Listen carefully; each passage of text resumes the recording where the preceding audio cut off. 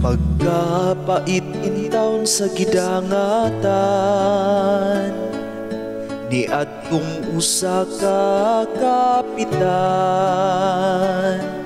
Ang iyang pamilya karon kay nagbangutan, ang hustisya maoy panawagan. Daghan ang nasuko ni kapitan, sa social media siya gikontrahan. Daghang mga butang nga iyahang gipangbulgar, mga anomalya sa ilang lugar. Sa kahigayon dihang nag-live si kapitan, may niagi kulor pula nga sakyanan. Galit lang gipusil, wala niya nabantayan, inaamay ka istorya nga tikuha.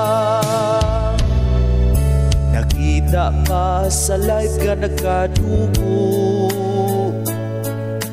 dapit sa dughan siya na igo.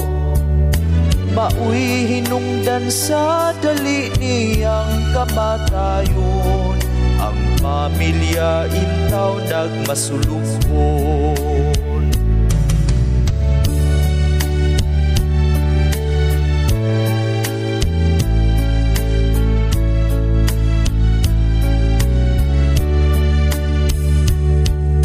Usa kahigayon dihang nag-live si kapitan, may niagi kulor pula nga sakyanan. Galit lang gipusil, wala niya nabantayan, inaamay ka istorya nga tikuwang. Kuyaw na gyud karon ang panahon, inabuhi sayon rang putluon. Dili kayo dapat nga mo patay ug tawo, maukanay sugo sa Ginoo.